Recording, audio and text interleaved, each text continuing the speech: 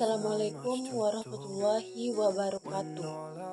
Perkenalkan, nama saya Fani Febiola Putri dengan NIM 2030110011. Baiklah, saya berasal dari jurusan Tadris Kimia, Fakultas Tarbiyah dan Ilmu Keguruan Institut Agama Islam Negeri Batu Sangkar, semester 3. Baiklah, untuk kesempatan kali ini, itu saya akan membuat video salah satu materi untuk pemenuhan pada mata kuliah Ilmu Sosial dan Budaya Alam Minangkabau, di mana yang diampu oleh Ibu Dr. Zulfa MPD HM Hum. Nah, baiklah, pada video kali ini saya akan menjelaskan yaitu pada pertemuan minggu ketiga, yaitu membahas tentang wilayah kebudayaan di Minangkabau. Nah, di mana pada pokok pembahasan kali ini yaitu ada dua, yaitu Luhak Nantigo dan wilayah rantau.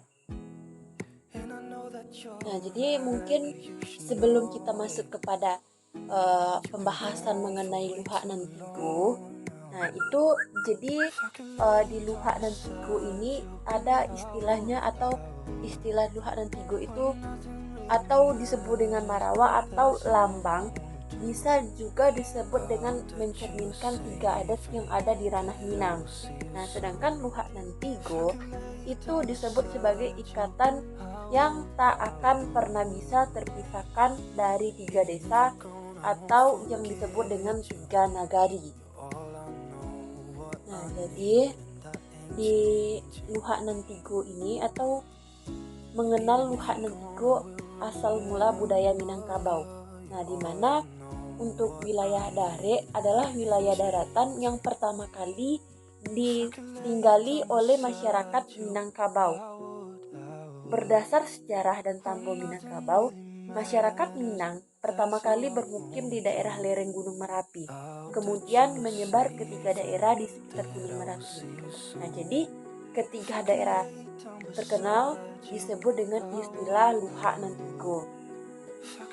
Nah, ketiga wilayah persebaran masyarakat Minang ini memiliki sejarah penamaan atau karakteristik geografis dan sosial ekonomi berbeda.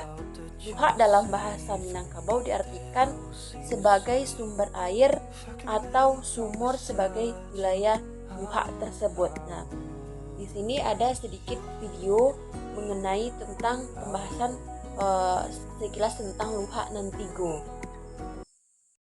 Alam Minangkabau terdiri dari 3 luak. Pertama, luak Nantuo, lambang kucing warnanya kuning. Kucing itu binatang lihai, tinggi pengaruh bawi-bawa, kuning pertanda kemenangan. Tujuannya kurang jadi adik kuasa sumber ilmu pengetahuan sains teknologi kata orang kuning. Kedua, luak Nantangah, simbol sirah harimau campo, barani karena bana hukum dan tidak makan banjang benamo perintah syarat. Kala Allah tajam punado, tinggal di bawah menyampaikan. Adat Allah syarat punado, tinggal di awak memakaikan. Moral spiritual istilah baru. Nan ketiga luak nan bungsu, corak hitam lambangnya kanjang. Rila jasa bau sau, rumput dan indak pandang daun. Dek padi mengku menjadi, dek amit mengkunya kami. Mengecek iyo jepitih, bajalan tantu jo kain, karajo tantu jenasi. Ekonomi bahasa canggihnya. Selanjutnya kita masuk kepada, jadi di Luhak Nantigo itu ada 3 wilayah. Yang pertama, wilayah yang pertama itu disebut dengan Luhak Tanah Datar. Nah, mungkin bisa dilihat ini merupakan peta persebaran untuk Luhak Nantigo. Nah, jadi dahulunya perkampungan awal Minangkabau memiliki 3 sumur yang juga mereka sebut dengan luhak. Salah satu sumur terletak di daerah dengan kontur tanah yang datar, sehingga masyarakat yang bisa minum dari sumur tersebut diidentifikasi sebagai masyarakat luhak tanah datar. Nah, jadi pengertian kedua yang mengenai luhak tanah datar atau kurang, luhak tanah datar sekarang disebut sebagai Kabupaten Tanah Datar, memiliki bentuk geografis yang berlembah dan berbukit-bukit. Daerah ini memiliki sedikit dataran dan sangat kurang dan tanah yang datar. sehingga disebut dengan luhak tanah datar. Nah, jadi luhak tanah datar digambarkan dengan pepatah Minang, buminyo lembang, ayenyo tawa, ikannya banyak. Nah, jadi pepatah ini menggambarkan kondisi alam dan budaya luhak juga disebut sebagai luhak nan tuwo. Nah, untuk tanah datar memiliki tanah yang subur akibat abu vulkanik Gunung Merapi, sehingga sebagian besar penduduknya hidup dari hasil pertanian, terutama sayur-sayuran, apalagi dengan kondisi cuacanya dengan udara sejuk. Nah, untuk ikannya jinak merupakan metafora akan kondisi penduduknya yang ramah, karena memang dari sinilah dipercayai awal mula kerajaan dan kebudayaan Minangkabau. Bentuk rumah gadang luhak tanah datar juga khas dibandingkan dengan dua luhak lainnya. Rumah gadang memiliki anjungan di sebelah kiri dan kanan. Bagian lantai di sebelah kiri dan kanan rumah gadang sengaja dibuat lebih tinggi dari lantai utama. Rumah gadang tipe ini sangat kuat akan pengaruh koto pilihan. Nah, itu mengenai tentang luhak tanah datar. Ini mungkin sekilas video atau pemandangan yang ada di salah satu nagari yang ada di tanah datar.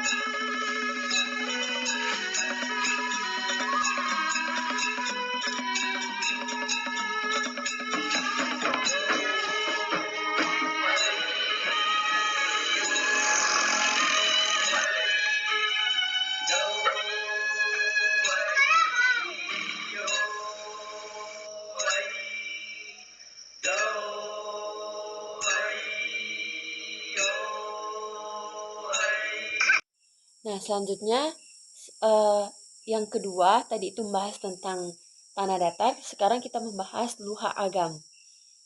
Nah, mungkin ini merupakan bentuk persebaran dari peta luhak agam.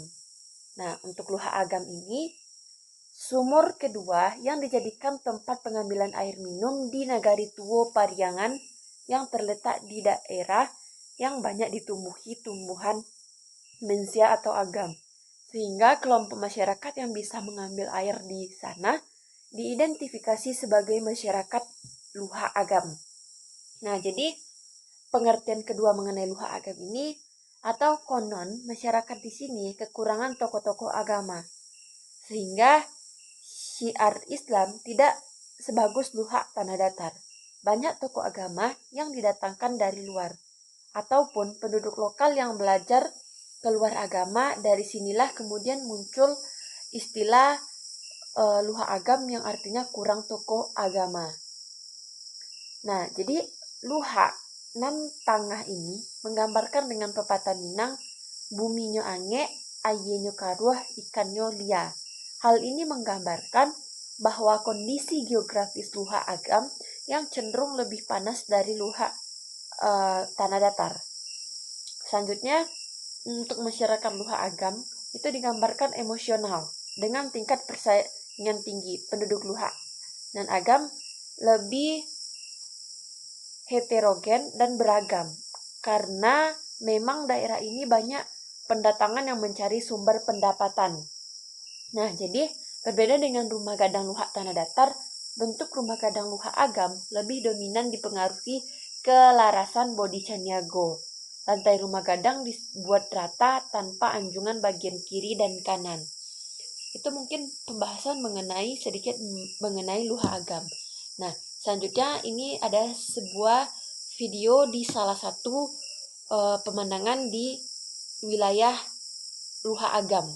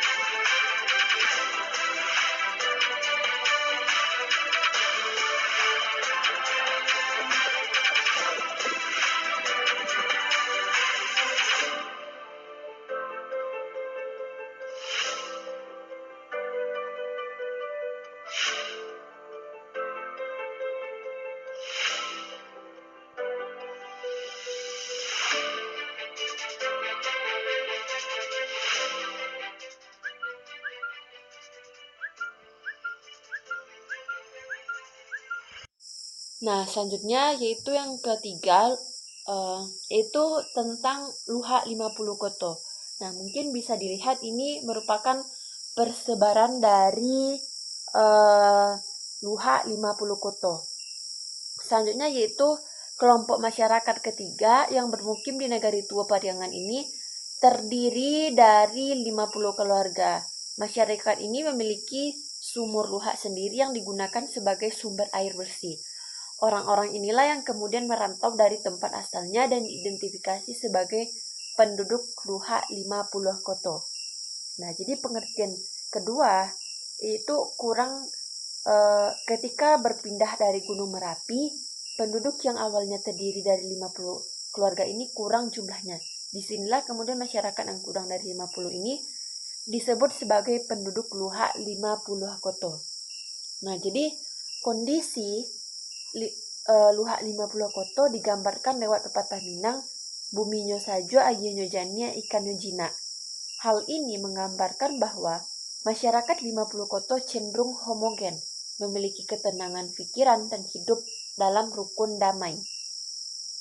Selanjutnya untuk bentuk rumah gadang luha 50 koto ini tidak jauh berbeda dengan rumah gadang luha agam. Lantainya dibuat datar tanpa ada anjungan bagian kiri dan kanan seperti rumah gadang luha tanah datar. Nah, nenek moyang Minangkabau yang berasal dari Gunung Merapi kemudian menyebar ke 3 wilayah atau luha Nantigo ini ketika penduduk makin ramai dan tempat tinggal semakin sempit. Kemudian mereka pindah dan memperluas wilayah lagi. Daerah itulah yang kemudian dikenal dengan istilah rantau dan daerah pasisir atau wilayah yang berada di tepi laut atau pesisir. Nah, mungkin itu mengenai 50 koto.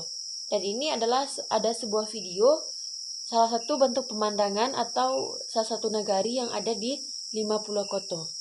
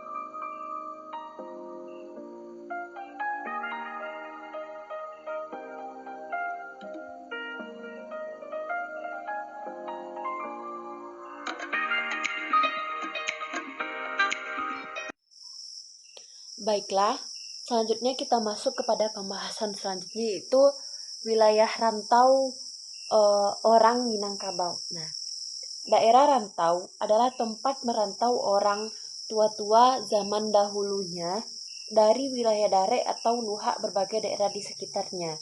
Nah, rantau tanah datar mencangkup rantau Batang yaitu Jambi sekarangnya, kemudian Kuantan atau Provinsi Riau, dan rantau pesisir panjang atau rantau Cati nan Batigo atau Provinsi Jambi. Nah, kemudian rantau Luhak Agam sepanjang pesisir barat pantai Sumatera Barat mulai dari Pasaman sampai ke Bengkulu. Nah, selanjutnya untuk rantau Luhak 50 Koto, daerah Kampar Kiri dan Kampar Kanan Provinsi Riau sampai ke Negeri Sembilan Malaysia. Selanjutnya untuk rantau Luhak Tanah Datar yaitu daerah nama rantau dan 7 jurai diantaranya rantau Kampar, rantau Kuantan, rantau 12 Koto, rantau nan 9 atau Negeri 9, rantau Cati dan Batigo, rantau Tiku Pariaman, rantau Pasaman. Nah, jadi rantau Luhak Tanah Datar diantaranya Provinsi Riau diantaranya yaitu Kampar hulunya dari Bukit Baris dan bermuara ke Selat Melaka. Nagarinya sepanjang aliran sampai Sungai Kampar. Nah, untuk Provinsi Jambi diantaranya sepanjang aliran Sungai Batang Hari mulai dari Damas Raya sampai ke Tanjung Simalundu. Nah, jadi untuk nagari-nagari rantau Luhak Tanah Datar itu ada satu Hulu Tungku Nanduo. Nagarinya yaitu Munko, Koto Laweh, Koto Tinggi, dan nagari Sungai Niang, Kapur 9, Kota Bangun, Sialang, Gunung Malelo, nagari-nagari Tungku, dan 2 Provinsi Riau. Kemudian ada rantau Luhak Agam, rantau Tuku Pariaman, Riak nan Bagadua, Ranah Pasisir, Padang Salapanuku, Piaman Lawe. Nah, mungkin itulah tentang sedikit wilayah rantau. Dan ini merupakan tadi wilayah rantau itu ada Jambi. Nah, Jambi merupakan salah satu bentuk wilayah rantau. Dan ini adalah cuplikan dari sedikit kota Jambi.